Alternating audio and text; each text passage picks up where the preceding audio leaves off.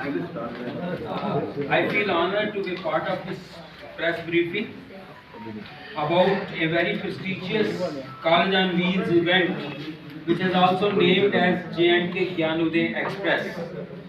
For this, I welcome Professor Dinesh Singh Ji, for Vice Chairman, Jammu and Kashmir Higher Education Council and former Vice Chancellor, University of Delhi, who is the main source of guidance for organizing this wonderful, unprecedented and first time event being organized first time in Jammu and Kashmir.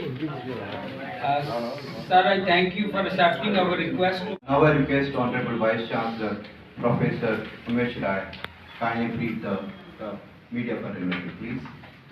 Thank you Vinay. सर्वप्रथम आप सभी लोगों का स्वागत है और थोड़ा मैं लेट हुआ, विलम्ब किया, इसके लिए क्षमा करिएगा। कॉलेज ऑन व्हील्स, जिसको हम जम्मू कश्मीर ज्ञानोदय एक्सप्रेस कह रहे हैं, ये हमारे ऑनरेबल लेफ्टिनेंट गवर्नर साहब और vice chairman higher education council professor Dinesh Singh, ये इन लोगों का जो सपना है उसको मूर्त रूप देने का काम जम्मू विश्वविद्यालय कर रहा है। और जैसा कि प्रोफेसर नरेश पादा जी ने बताया, इसमें हमारे जम्मू कश्मीर यूनियन टेरिटरी के 7 एकेडमिक इंस्टीट्यूशन, मैं नाम लेना चाहूँगा। नोडल यूनिवर्सिटी ऑफ जम्मू है और इसमें जो बच्चियाँ पार्टिसिपेट कर रही हैं 700 से ऊपर, university of Srinagar, cluster university of Srinagar, Islamic university of science and technology Srinagar Awantipora, Baba Ghulam Shah university, Mata Vaishno Devi university, cluster university of Jammu, university of Jammu, तो 7 academic institution Jammu Kashmir union territory से। इसके अलावा cluster innovation centre university of Delhi, वहाँ से बच्चियाँ हैं, और आईआईटी बॉम्बे, वहाँ से 7 स्टूडेंट्स का एक ग्रुप है। तो इस तरह से मोर देन 700 स्टूडेंट्स, और इस यात्रा पहली यात्रा है, मुझे लगता है ये हिस्टोरिक मोमेंट है जम्मू कश्मीर के लिए, जिसमें कि 700 girls are selected based on the projects. जैसा बताया गया, एक प्रोजेक्ट में ट्रांसडिसिप्लिनरी, तो ह्यूमैनिटीज, सोशल साइंसेज, इस ढंग से वो ग्रुप बना है। एक मेंटर होगा और उसमें 7 to 8 गर्ल्स हैं। तो इस ढंग से प्रोजेक्ट सेलेक्ट हुए, उनकी स्क्रीनिंग हुई, उसके आधार पर सिलेक्शन हुआ। और 7 एकेडमिक इंस्टीट्यूशन हम कह रहे हैं, तो उसमें एफिलिएटेड कॉलेजेस के भी बच्चे हैं। तो more than 20 colleges, 7 universities, cluster university of Delhi और आईआईटी बॉम्बे, तो इस तरह से टोटल 9 एकेडमिक इंस्टीट्यूशन के बच्चे हैं। उसमें एक लाइब्रेरी की व्यवस्था की गई है ताकि हर बच्चा जो है एक कम से कम किताब पढ़े, कम से कम एक किताब पढ़े और उस पर अपनी कमेंट्री लिखे। उसमें प्रेजेंटेशन होगा, बच्चों के पास लैपटॉप रहेगा, अपना प्रोजेक्ट करते चलेंगे, उनका प्रेजेंटेशन होगा, पूरे सारे ट्रेन में अनाउंसमेंट उसका चलता रहेगा प्रेजेंटेशन का। तो इस तरह से college on wheels, we are dissolve, 2 चीजें हैं, we are dissolving the boundaries of the subjects, और दूसरा कि 4 वॉल्स ऑफ द क्लासरूम में जो एजुकेशन को हम कैद करके रखे हैं उससे निकलना।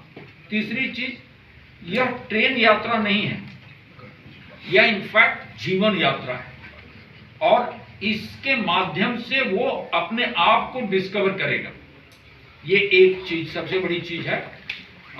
इसमें जो प्रोजेक्ट्स हैं, मैं एक आपको देता हूं। अभी 1.5 महीना 2 महीना पहले हमारे डिजाइन और डिग्री के बच्चों ने एडमिशन लिया, और वो एक प्रोजेक्ट जो सबमिट किए हैं, सर आपको खुशी होगी, भारत बियॉन्ड अर्थ स्पेस टूरिज्म है। तो मैं सर से आग्रह करूंगा कि सर मीडिया को जो है ब्रीफ करें इस पूरे ट्रेन यात्रा को के उद्देश्यों को लेकर के, इसके आउटकम को लेकर के, और क्यों हमने बच्चियों को सिलेक्ट किया, इन बच्चियों के एजुकेशन से किस तरह से आमूलचूल परिवर्तन घरों में आएंगे। तो सर से निवेदन। मैं आभारी हूँ कि आपने इस प्रकार से आयोजित किया है।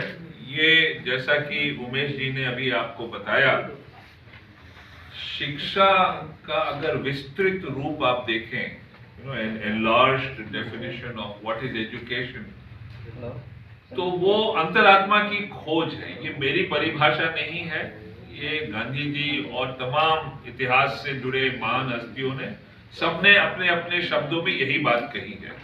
और अपने आप को पहचानना है तो उसी को शिक्षा कहते हैं, और पहचानते हैं तब जब अंतरात्मा की पुकार, उसकी आवाज, अंतर्ध्वनि को पकड़ लें। और पकड़ने के लिए अनुभव होते हैं तमाम आपके जीवन में, उसी से ये पकड़ते हैं। तो ये यात्रा गांधी जी के जीवन से प्रेरित है। It is inspired by the life and example of Mahatma Gandhi. जो कहते थे उसी तरह जैसे रविंद्रनाथ ठाकुर कहते थे, या सोक्रेटिस ने कहा, या और लोगों ने, कबीर ने कहा कि education is outside the classroom as much as it is in the classroom. और गांधी जी के जीवन में रेल यात्राओं की भूमिका बड़ी महत्वपूर्ण है, बहुत ही महत्वपूर्ण है। गांधी बने तो अधिकांश रूप से रेल यात्राओं की वजह से। अगर रेल से निकाले नहीं गए होते तो वो सोचना ना शुरू करते कि ये क्या मतलब है डिस्क्रिमिनेशन। फिर उन्होंने अपने आप को पहचाना एक रेल यात्रा में, जब उनको एक पुस्तक दी गई और रेल यात्रा में पढ़ा। आप पुस्तक को आराम से रेल यात्रा में ही पढ़ सकते हैं, हवाई जहाज या कार में नहीं पढ़ सकते। उसी तरह भारत को उन्होंने समझा जब एक साल बिना टिप्पणी किए 3rd क्लास में भारत के हर कोने में वो रेल यात्रा से गए। फिर बाद में आंदोलन जब चलाते थे तो जगह जगह जाना पड़ता था, रेल यात्रा से जाते थे। तो रेल यात्राओं की भूमिका बड़ी महत्वपूर्ण रही उनके जीवन में। उसी से प्रेरित है, उसी पे आधारित है यह ज्ञानोदय एक्सप्रेस। और ये ट्रेन में बच्चा उम्मीद रखा जाता है कि वो अपने आप को थोड़ा पहचानने लगेगा, और उसके साथ साथ जब वो पहचानने लगेगा तो फिर इसकी आवाज पूरे भारत में धीरे धीरे गूंजेगी। मैं उम्मीद रखता हूं कि भारत के और विश्वविद्यालय भी इसी तरह से समझेंगे कि शिक्षा क्लासरूम ही के अंदर नहीं होती है, संसार के अनुभवों के आधार पे भी उतनी ही महत्वपूर्ण रूप से होती है।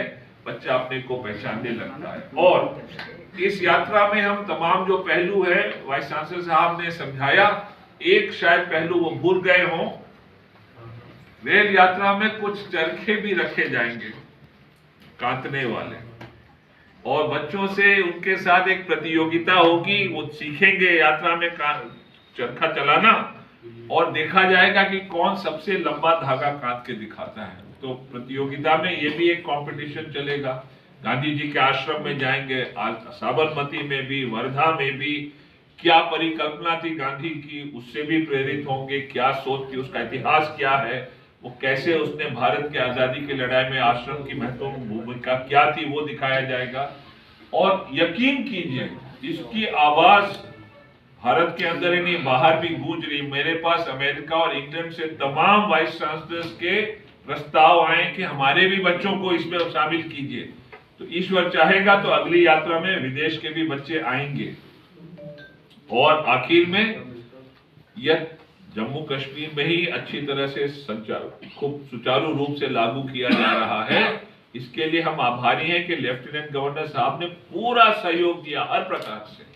हम लोग की परिकल्पना जो हुई उनके साथ बैठ के किया, आर्थिक रूप से सहायता मिली, प्रशासन की पूरी सहानुभूति और उनके सहयोग से किया जा रहा है। तो हम आभारी हैं इसके लिए।